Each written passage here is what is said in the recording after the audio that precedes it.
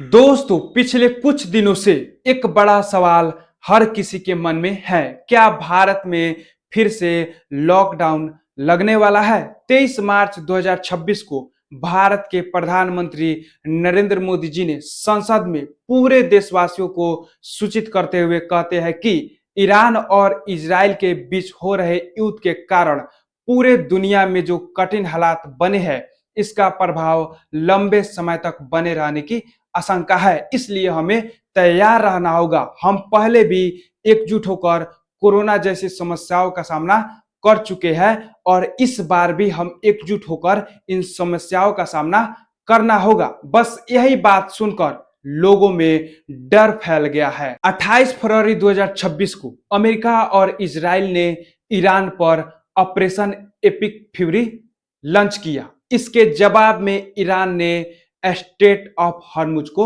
बंद कर दिया। यह वो रास्ता है जिससे दुनिया का 5वां हिस्सा तेल गुजरता है। इसके बंद होते ही पूरी दुनिया में ऊर्जा संकट छा गया और इसके साथ साथ इसका प्रभाव भारत पर भी पड़ने लगा, क्योंकि भारत 67% एलपीजी बाहर से मंगाता है, यानी दूसरे देशों से इंपोर्ट करता है और उस 67% का 90% एलपीजी इसी रास्ते से होकर आता है और यही रास्ता बंद हो गया। सोशल मीडिया पर यह खूब वायरल हो रहा है कि 2 पहिए वाले को इतना ही पेट्रोल मिलेगा और 4 पहिए वाले को इतना ही डीजल मिलेगा। लेकिन सच ये है, पेट्रोलियम मंत्रालय ने खुद ही कहा है कि देश में डीजल, पेट्रोल और एलपीजी का कोई कमी नहीं है और ना ही कहीं दुर्लभ हो रहा है। देश में 1 लाख से ज्यादा पेट्रोल पंप पूरी तरह चालू है। जहां भी लंबे लाइनें दिखी वह पैनिक बाइंग की वजह से थी, ना ही डीजल पेट्रोल की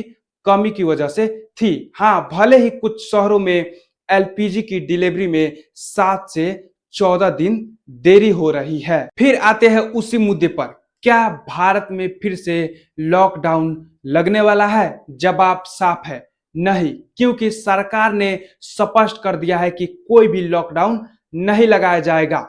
पीएम मोदी जी ने खुद ही कहा है कि अभी भी भारत के पास 53 lakh metric ton petroleum reserve के रूप में मौजूद है और सरकार उसे बढ़ाकर 65 लाख मीट्रिक टन करना चाहती है। यानी अभी भी भारत के पास रिजर्व के रूप में 50 से 60 दिनों के लिए बैकअप है। और सबसे जरूरी बात, 2020 का लॉकडाउन कोरोना की वजह से लगा था, जो एक दूसरे से फैलती बीमारी थी। अब जो संकट है वह ऊर्जा का संकट है। यह लॉकडाउन से नहीं बल्कि कूटनीतिक विकल्प से सुलझाया जा सकता है। 27 मार्च 2026 को सरकार ने डीजल पेट्रोल की कीमतों में 10 रुपए प्रति लीटर घटा दी। मोदी जी ने संसद में कहा, हमारी सरकार की कोशिश है कि डीजल, पेट्रोल और एलपीजी की आपूर्ति बहुत ज्यादा न बिगड़े। इसके साथ ही इस देश के आम नागरिकों को ज्यादा परेशानियां न हो।